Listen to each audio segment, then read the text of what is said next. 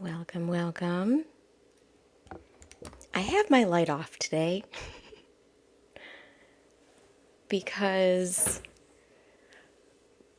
we've been receiving so many high frequency light codes that I'm choosing a bit of softness and gentleness for myself today. So I'm sorry if the light isn't great, but the tune in that your channel has when transmitting to you, that's the most important part. So just know that with anything that you decide to participate in, that you're being led through, whether that's through someone like me that does channeling, energy, healing, Akashic, records reading, that's a frequency tuner. Don't be too concerned about what the appearance part is. Don't focus on, I'll say, aesthetics. Really pay attention to those practitioners that you feel are wrapping you in a state of love, wrapping you in a state of comfort, of acceptance. That's going to be how you know that's someone to work with. So if you feel that here, beautiful. That's my goal. That's my intention. And my main intention for today's session, and if you don't know me, hi, I'm Bree. My main intention for today is to get some clarity on what we just went through and kind of get some insight from our Council of Light about what we just experienced. Because what I can say about the 7/7 portal before I start channeling on it, I'll share my experience was that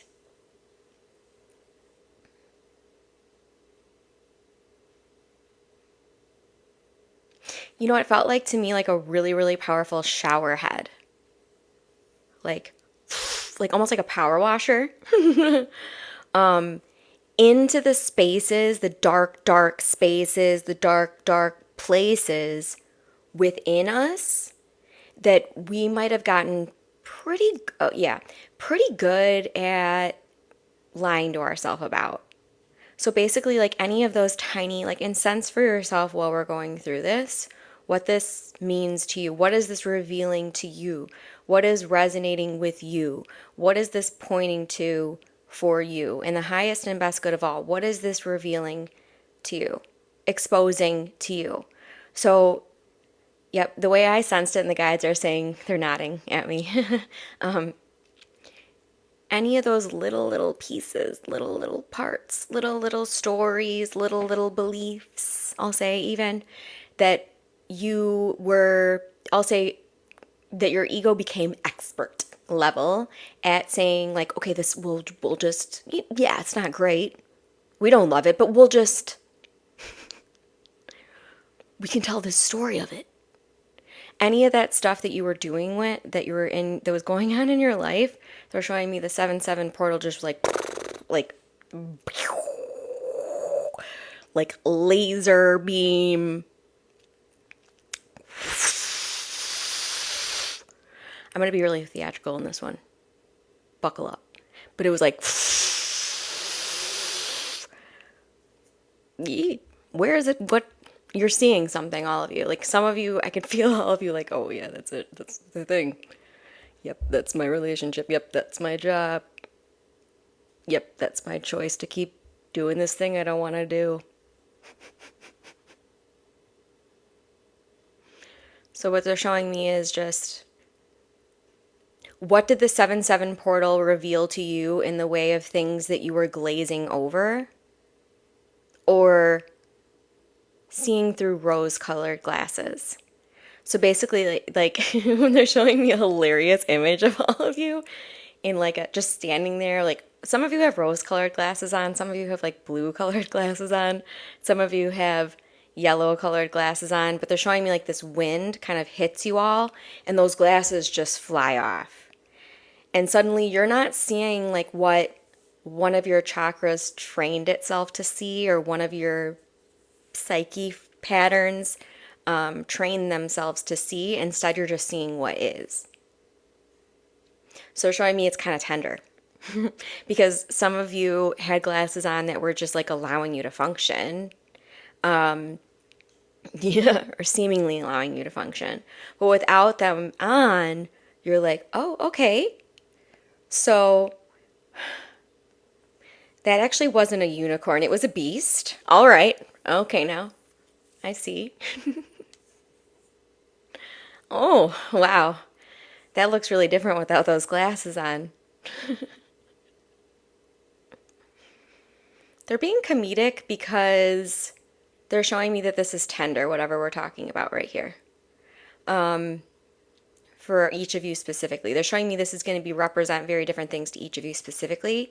Considering this is an Akashic channel, this will happen a lot in this session.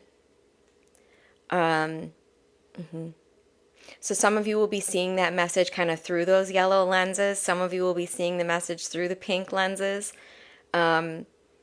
And what they're showing me is we're getting really comfortable with just seeing what is, without refracting it, without having to put it through a prism and then see it. Yes. It's such a complicated channel they're bringing through. Okay, 4. And also want to reiterate from me as myself, Bree, I talked about a few months ago how we got these new guides that were like really subtle, barely used words. They mostly communicated telepathically. I feel like I'm familiar with them now. So now it's almost as if they're actively telepathically communicating with me, and I'm able to actually bring a stream of consciousness through with it. Whereas before, you might have noticed me kind of like, I'll still do this where I pause and get a quantum download and then bring it through. But they're just showing me that a lot of you have this applying to you as well, where you felt these new guides coming in, and at first you were just like, what the heck? They just keep showing me an infinity sign. What the heck? They just keep showing me a cross. What the heck? They just keep showing me a bunny. What does any of this mean? And now all of a sudden you're kind of at a place where you're kind of getting it. Like you're kind of processing what these guides are communicating with you. Didn't I just say unicorn? You gotta love it. You really just gotta love it, these things, the way that spirit flows. So it's a number 4. Wow. Wow. Okay, it's a number 4. Release misaligned energies. Retune to your truth. Surrender. I couldn't make this up. I couldn't make this up. This is explaining what I was just talking about.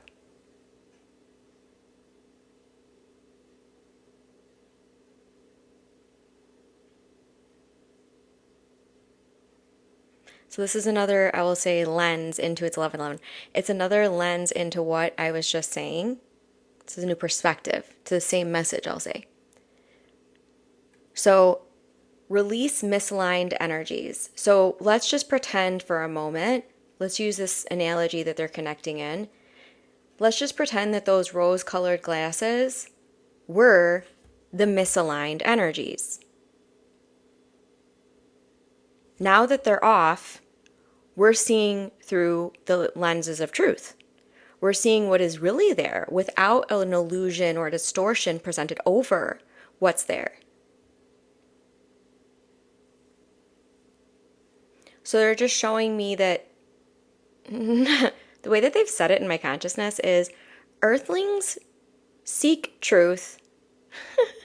They're kind of showing me they're showing me the movie. I don't know what this movie's called, but you can't handle the truth. They're showing me that we do this sometimes as earthlings. Like we say we want the truth, we say we want the truth, we say we want the truth. They're kind of teasing us right now. We say we want the truth, and then the truth shows to us, and we're just like, no, that's not what it is. No, that's not. No. So this is like hilarious to me because they're like putting me on blast right now. Let me show it a little bit closer because of the light. I have the light off.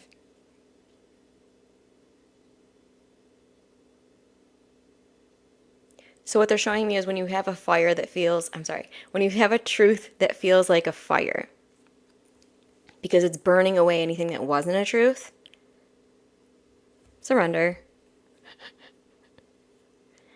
Get yourself an ice water. Be with the fire. Witness the fire.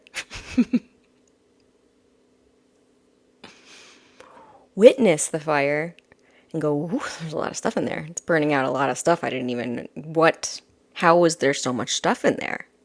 You're seeing like billows and billows of smoke. And you're just like,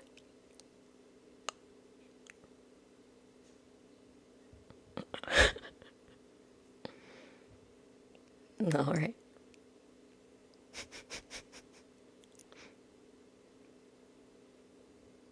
No more second guessing yourself.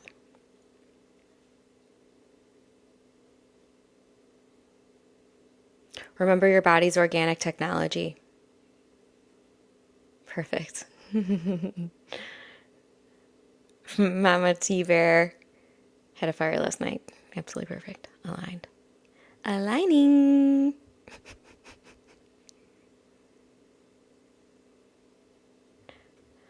And if you're loving this, put hashtag FYP in the comments. I've seen people do that. I don't know. Does that do something to the algorithm? I'm not really concerned about the algorithm. It's not me versus the algorithm, in other words.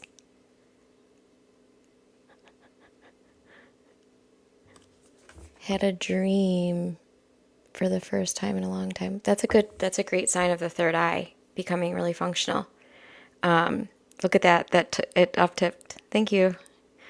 Thank you, family. Okay, I don't know why I said that, so I guess my guides must know some tech stuff, or maybe one of you planted that seed for me, so thank you.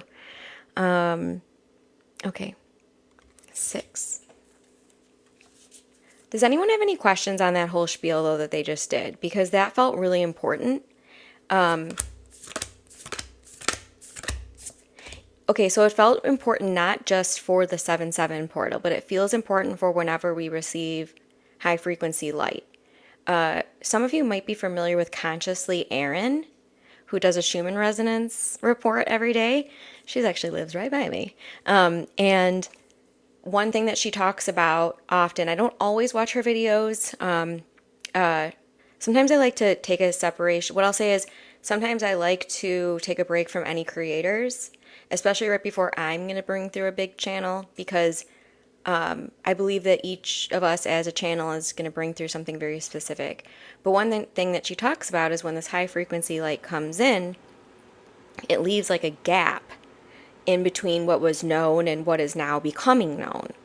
And yes, Pat Star 777 is a big fan of Erin. Yes, she's wonderful. I really find her very authentic and pure, and she's honest and real. You know, I think that that's those are some qualities I will say I place a focus and intention on bringing you as well. But so basically, when this high frequency light comes in, that's when it's just like there's this period where your body's like, what? It's new. It's new. Especially, and it's throwing off any type of glasses you have on that you trained yourself to see through. That especially were distortions of illusion. I mean, what's out there really isn't pink, but the glasses are the pink lens. So basically,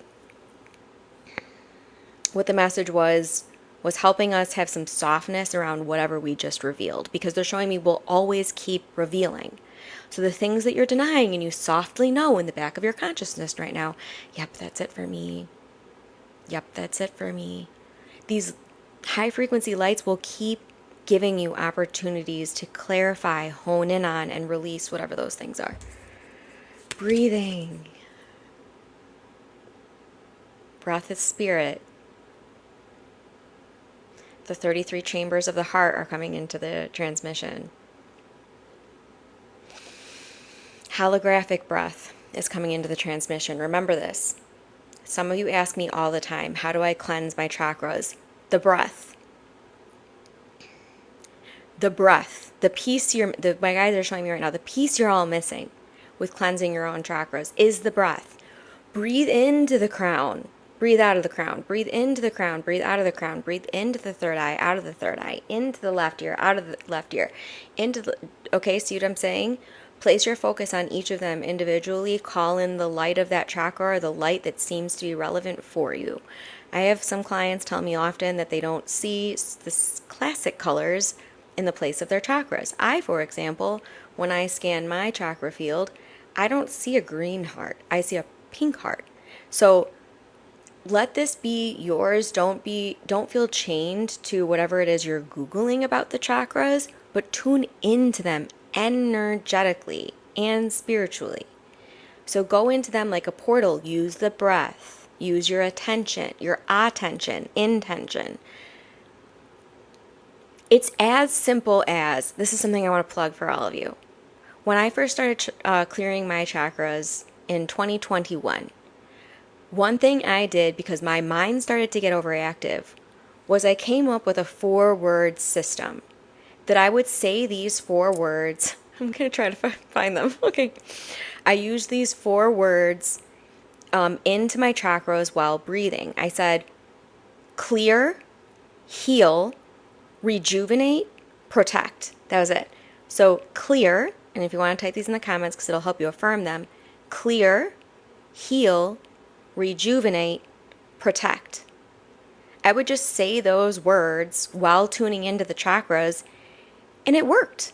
Okay? Because did it work because that's the TM protocol and you must do it this way? No. It worked because it was what clear, heal, rejuvenate, protect.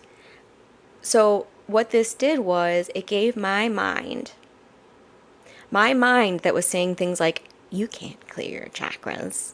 What are even chakras, Brie? Okay? The mind that would say that was held like a baby when I said those words, because the mind recognizes those words. So the same thing with things like light language, hypnosis, meditation. You're not going to have a whole lot of words after these experiences. But eventually, over time, the subtlety will turn into communicatable information. That's why if you're sitting in meditation again and again and again every single day, and you still feel like you have nothing to say about it, that's fine. Trust that once your mind is ready to grasp what your energy body already does and what your soul already does, it will. And then use things like words that it can feel comfortable with in the meantime. That's why I say things like, a lot of people like bash affirmations. Think about it this way though. Would you rather you're looping insecurity or doubt or fear or doom and gloom or you can't do this or that's not worth it or you're not worth it? Would you rather that be running? Or would you rather saying things like, I am love, I am peace, I am harmony, I am unity, I am success, I am embodied. So basically, what something like an affirmation, particularly an I am statement is what they're showing me, is going to do for you is override the limiting mind. So is it like a cure-all? No. But what it is a Band-Aid for the mind. So while the mind is figuring out how to adapt to the rest of you, you're doing what you have to do to, Dolores Cannon talked about this as mind candy. You got to give some mind candy sometimes. Sometimes, I'll also reference, oh goodness, Deborah Silverman. I haven't done anything with her in a while, but I did a few of her like free astrology things, which was really helpful for me because I was hearing from the planets and communicating with the planets telepathically, but I had, again, no words. And she brought some words into the context. But she talks about this often as taking that busy mind or the monkey mind and putting it off on a seat. Hey, you know what? I'm seeing that whenever I do self-healing or journaling or I come to a live or I do an energy healing event or I do a breathwork event or whatever this is for you, basically,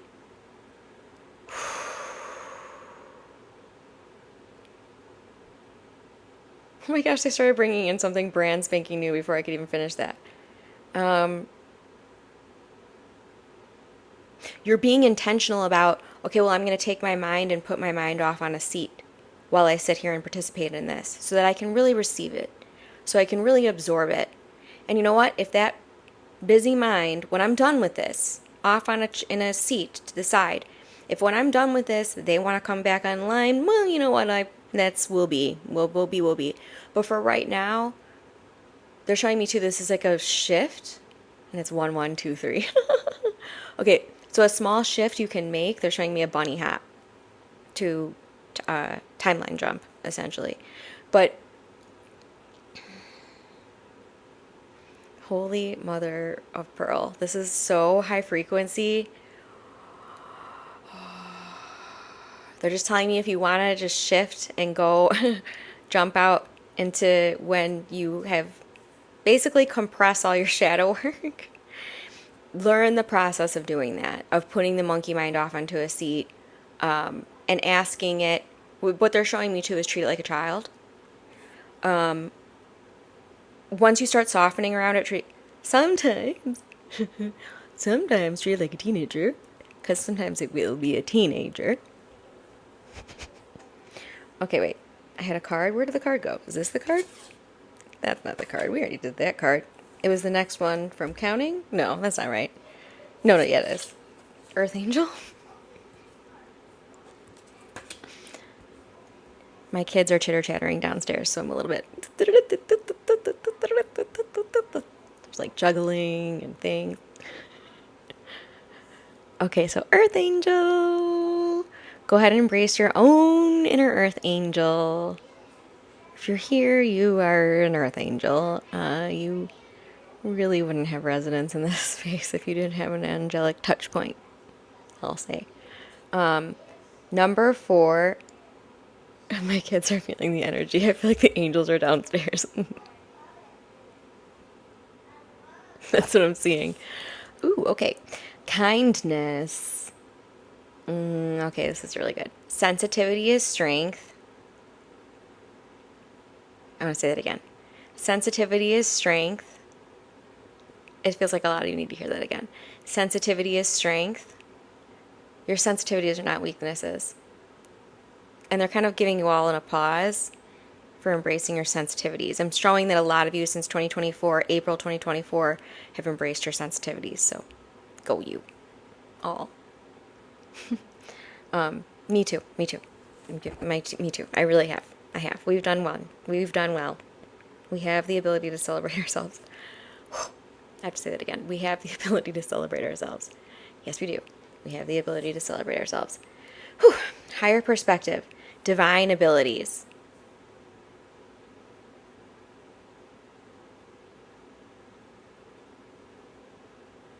So just look at this Earth Angel is... The word I'm getting right now when I tune into this Earth Angel is just unbothered. She doesn't care that people are yelling at her in the comments. Look at the light just shifted. She doesn't care that some people think that she's not real. She's not bothered by that. She's just there to help. She's sensitive. She's open. She might cry later. But like tears of thankfulness and gratitude and joy. And reverence.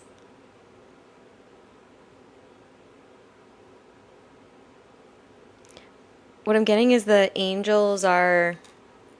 I've never gotten this before. This is a new fresh, the angels are with me. Ah, okay. Oh. All right. Oh, there's so many of them. Oh my goodness gracious. Oh.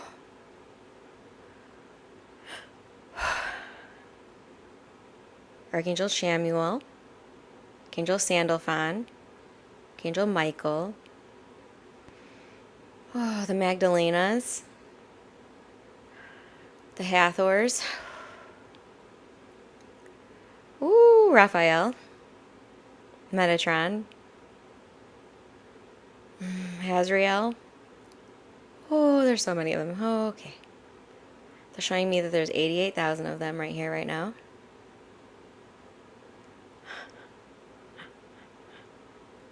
Just doing my best to stay in my body. Just doing my best to stay in my body right now. So they're showing me that the frequency they're transmitting through me is the frequency of oneness. Notice how when you embrace the frequency of oneness, there's no more searching. There's no more grasping. There's no concern. There's no worry. Everything is. Everything is beautiful. Everything has value. Everything is necessary.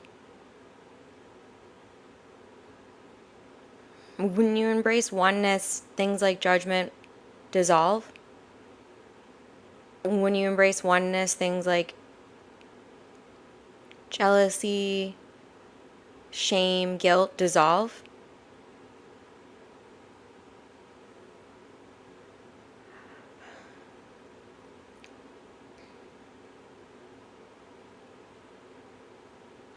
They're showing me when you embrace oneness, you can embrace all of your archetypes without desire to focus on one. Interesting. And what they're showing me is when you stop trying to focus on one archetype, you become strengthened in all archetypes.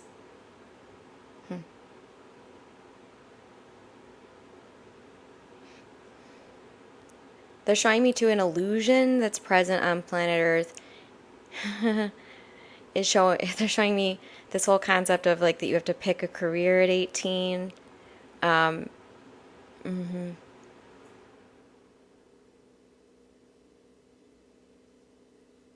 It's very, what they're showing me is like the only thing I can think of is a movie. I can't think of the name of this movie. But it's a movie where there's like 7 factions, and I think there's like the guy he's named 4 in it. Man, it's been years since I've seen this movie. But basically, they're showing this is a program on Earth that tells you from a very young Divergent. Yes, thank you, Danielle.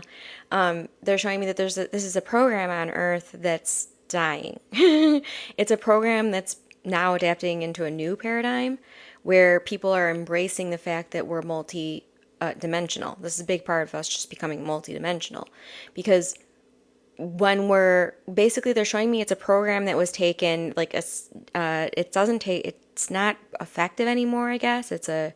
They're showing me it's a hook that doesn't work anymore, but it was a hook that told people from a very early age that you had to pick one, only one, only one, only one, only one. And basically what that does is it limits you from your depth.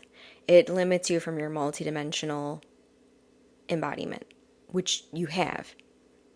You're actually not just one thing.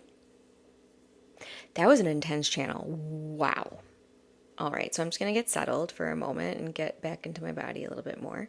How's everyone feeling from that interesting venture into channeling 88,000 angels?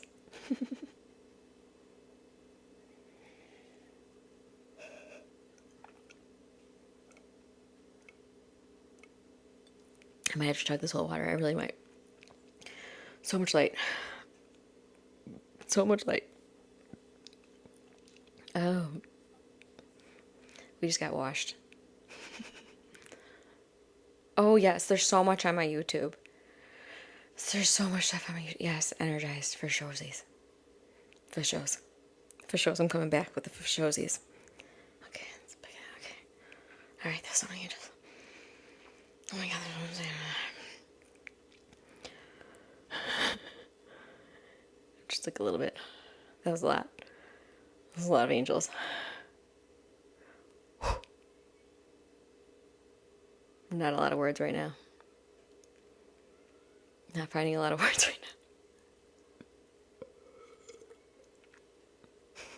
now. Thank you for co-creating it. It wouldn't have been able to anchor in such a positive... not positive, that's not the word. It wouldn't have been able to anchor in such a profound way if you all weren't anchoring. You see, you're all giving an anchor of these angelic frequencies into the earth plane. That's why it's able to connect, and then connects with the grids, sends those crystalline frequencies into the grids. That's why it has such a fluidity and ability to connect through all the layering bodies, even on something like a TikTok platform and through an internet connection. It's wild. It's wild. It's 11:33.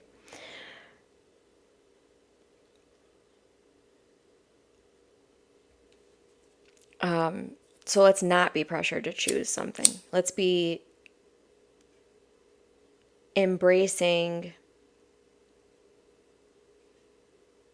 of what's present moment to moment.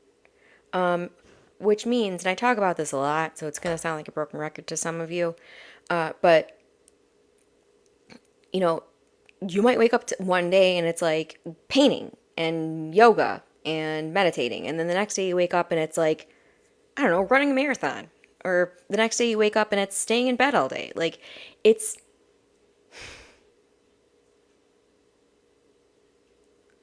What they're showing me is whenever we label or confine or try to define in one specific way, we're collapsing timelines. We're collapsing possibility and potentiality because we're so focused on looking at that one, we don't even see that there's 11 others in the pie, or maybe even more. See what I'm saying? So the angels will always invite you to some kind of expansion, and they'll definitely, at the very least, angels aren't going to swoop in and be like, here's $100,000 in your bank account, have a good day, and fly off. I mean, that'd be cool, and maybe that's possible for some people if you've got a really super supple belief system that's ready to receive something like that. But that makes me laugh a lot. I can't get over this transmission. This was wild. This was wild. Like, I'm humbled. Oh, we're hooked up with the angels right now. They're fully present. I tried to say, like, hey, I can't bring any more of your stuff in, and they're still just like here, like, yes you are, yes you are, yes you are, yes you are, yes you are, you can do it, yes you are. I sometimes feel guilty that I do so many things and don't focus on one. So thank you. Yeah, so exactly. Let's remember that guilt is fear in sheep's clothing. So it's whenever you're experiencing guilt, well, it's typically sitting in like the lower chakras. So it's one place to scan. But also it's like kind of typically involve some kind of unlearning process where you're going to kind of, this is a little bit of a tricky work thing that I do with people called my EM integration. It's my coaching modality where basically when there's something like guilt, we're asking ourselves things like, where did I observe this in the world early in my life? This energy of guilt. Who did I learn this from? Even, things like, where am I exhibiting this? Am I guilting anyone? So it's a very complex mechanism to do this type of self-work, but I would encourage you to, because it's never really out there. It's always within. That's why I'm really here to guide us to, where in the past, where did we label ourselves as like things like victims or,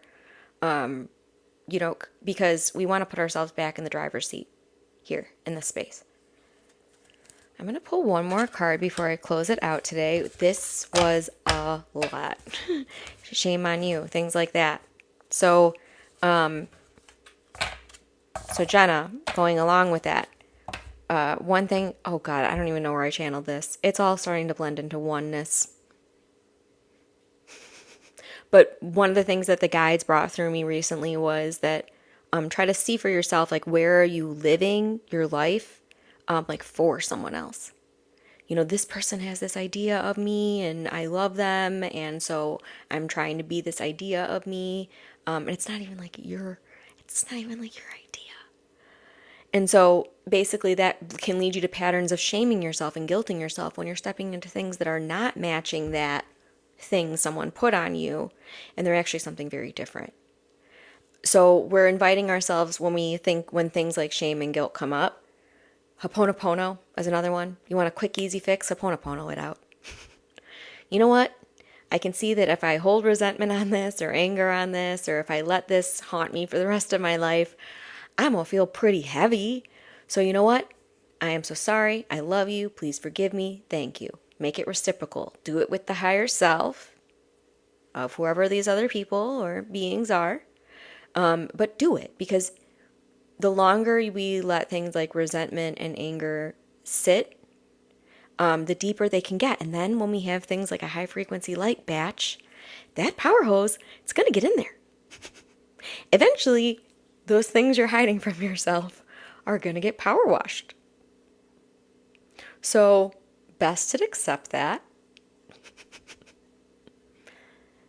Don't forget to bring a towel. Don't forget to bring a towel. Salt baths are great. Salt baths are fantastic. Okay, 4. This is the last card.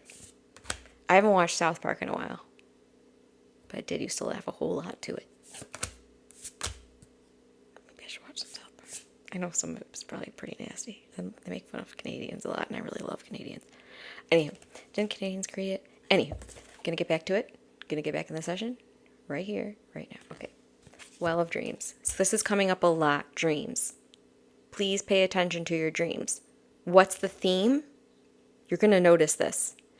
What's the theme of my dreams? There's gonna be a theme. Please pay attention to what those themes are. There's gonna be a theme. They're saying this like loud. Please pay attention to the theme. It's not so much who's showing up in it. It's not so much, like, was it scary or something? It's more so, what is the theme? Because that's the astral realm. So you're going to notice the themes that you as a soul are working through. And it's more important that you pay attention to the themes. That's why it's like more important that you pay attention to things like metaphor. It's representing something for you. Living under someone's idea and expectation. Yeah, it's coming up big, Planet Rock. It's coming up big. The guys keep talking about it in multiple ways. So it's inviting you to release the expressions of you, the embodiments of you, the decisionary processes of you that are rooted in someone else's belief system that's not yours. You keep dreaming about snakes. I'm being asked, is it a scary type of connection to snakes, or is it more of an empowering type of connection to snakes? Like when you dream of them, do you feel empowered, or is it something that feels scary? Because they're showing me it's the polarity of it, whatever you're being invited to. And then they seem to want to bite me. Okay, so didn't think we were going to do like a dream deep dive, but I think we're going to do a tiny one, Little House in the City.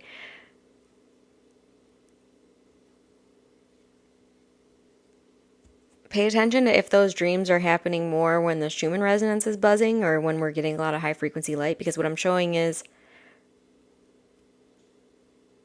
there's something that's looking to communicate to your conscious mind, and it's like not communicating. So it might be some time for like some shadow work, some deep journaling, some deep time alone, maybe a little bit. I've been dreaming about being on a spaceship. Jen, what up, girl? Same.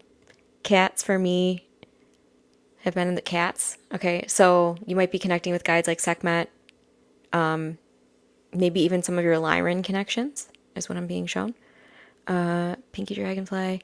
I used to have wild, vivid dreams, but 45 years, nothing. Oh, 4 to 5 years, nothing. Check on that third eye. You might want to do some tapping on the third eye before you go to sleep. It feels like maybe the third eye is going a little dormant when you're sleeping. But that's just from an energetic perspective. Once we found a snake alien with geo shapes. Oh, wow. Love my aliens, love my geometries. I really love snakes, and we're in the year of the snake. So They're symbolic. They're symbolic of transformation, shedding old skins, shedding old layers of you that are no longer beneficial, no longer serving. In my last two dreams, I dreamed about self-love. Oh, Simone. With two voices talking, men and women. Interesting. So maybe you're doing some masculine, feminine healing within. Kundalini reference. Yep, that's absolutely possible as well. Will third eye tapping also help with remembering dreams? I believe it will. I believe it will. What I'm also being shown is, maybe it's just for you, Flora, because it only came up when you said it. But I was getting things like blue lotus tea is something I was shown, or things like chamomile tea that will soften and relax the nervous system and allow you to kind of, what they're showing me is get deeper sleep.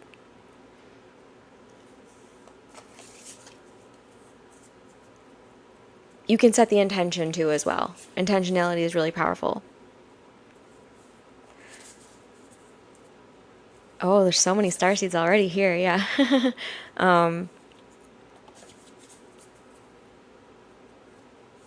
Lily pads. Oh, wow. Okay, so whenever I think of lily pads, I think of the crown chakra typically, and the lotus. The lotus, yep. Your crown chakra might be getting a major activation.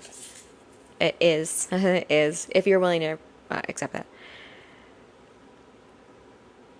Certain crystals on your third eye before going to sleep. That's for dream traveling. Pat Star, that's a beautiful, beautiful way to do it too. Thank you for reminding me. I haven't done that in a while. I think too, it's typically having to do with some kind of decalcification. So you might want to look into things like Shilajit and things that will just really purify that space. Also potentially improving your water quality to get more alkaline water. For the third eye, you can work with pretty much any crystal you really want. I really like working with things like citrine, selenite, amethyst, sodalite. But let it be intuitive, you know. Let all of this please be intuitive, subtle nudgings, subtle nudgings. Let this, let your gut have the intuition, let your heart have the intuition, let the subtle move. Malachite's a beautiful one. I don't really have any malachite, but I feel into the energy, and yes. What about dreaming of red string? Something maybe to do with your root chakra. Just follow the breadcrumbs, Heather. Yes. So it's not so much, it's more so like, okay, I'm dreaming of these things. Kind of sit with those like things that are energetically showing up and how do they feel to you? And then maybe kind of, they're showing me too, you can take these. So I have lots of dream of travel in schools. Like I'm helping at schools and I'm helping move, help people from one place to another. That's kind of the theme of my dream because I'm helping a lot of people with ascension. But we're kind of seeing in the dream, okay, well, it's more than just like, what is it in the dream? It's how is this applying in my everyday life? And the subtle things that are applying in your everyday life, it's going to give you a clearer perspective of it. So what they're showing me is when we tune into things like metaphor, it's really powerful because we're giving the, again, the mind like some candy. We're like, it's okay, you don't need to cause a ruckus right now, here's some candy. And then we can figure out what's actually going on. So that's why metaphor is so helpful because it disconnects our story frame and uses a new story frame to see something more clearly that we can't see when we're locked in that one, let's say, archetype. Yeah. So remember too, with this ascension thing, what they're saying is, I think I wrote a whole section of this in my book. What they're saying is, remember, you're always going to be simultaneously a teacher and a student. Like, please embrace that. Because they're showing me too, when we try to they're saying polarize it. When we're trying to say like, I'm only a teacher, I'm only a student, we're either one of those is going to limit us. Because if we're limited in only the student faculty, let's say, we're not going to realize where we can actually be applying that knowledge we've just absorbed to make it more connective, connect the synapses. And then the same thing with the teacher aspect. If we're thinking we're only teaching, we're never going to be supported. We're never going to be in that curiosity, in that learning, in that richness of being here on planet Earth. Ooh, I just talked a lot with my hands. Okay. String theory. There's Chinese red string theory. I've never heard of that. That sounds interesting. I love Chinese medicine, personally.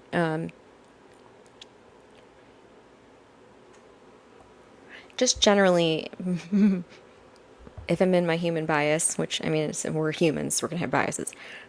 But when I consider like Eastern medicine and Western medicine, I do have a favorability, I'll say, or a preference, which is another one of my ways of limiting myself, I'm sure. But of Eastern medicine, I like the natural approach. I like the connect with nature. I like the connection with, I think there's I'm being really biased. But what I'm saying is, I like the energetic approach to things with the Eastern medicines. Any suggestions on learning more about sleep spirituality? Leslie, I'll be honest, no. I wouldn't classify, maybe that's a limiter I have of myself, but I don't really know how to guide you on that. I have like a book that has lots of, I'll try to find it, but it helped me. I get lots of my clairvoyance, my most active gift, I'll say. So I get a lot of images and symbology, and so I have like an old book that has like every symbol and what they represent, and I think that's kind of helpful, especially for when I'll sit in session with someone and they'll show me a new symbol, and I'm like, I have friggin' no idea what that is. So I'll kind of look it up and go like, oh, it represents, I don't know, innocence or something. Yeah, for the energetic. So it's Western medicine, I think I was looking a little bit more through the physical lens. Eastern is a little bit looking more through the energetic lens, which I typically tend towards looking through an energetic lens. I'll find the name of that book because I have no idea right now. But it does talk about dream decoding, I think, in it. So I'll make sure to reference it today. Okay. Did I read this yet? Yes, we just talked about it. Dreams. Got it. I'll just read the words on here. Creation, visions, messages, dissolve the veil, bliss, dreams. So, yeah, you're going to have more veils dissolved in your dream time. Kind of interesting tidbit. Interesting. And I don't know how to decode this, but they're showing me we have certain veils when we're in the conscious mind and certain veils when we're in the astral realm. And they all have, what they're saying, they all have parallels. I'm not even going to go further into that because I will just float up into space and you guys will see me. Everything will go white and you'll be like, what the heck was that? Never to be seen again.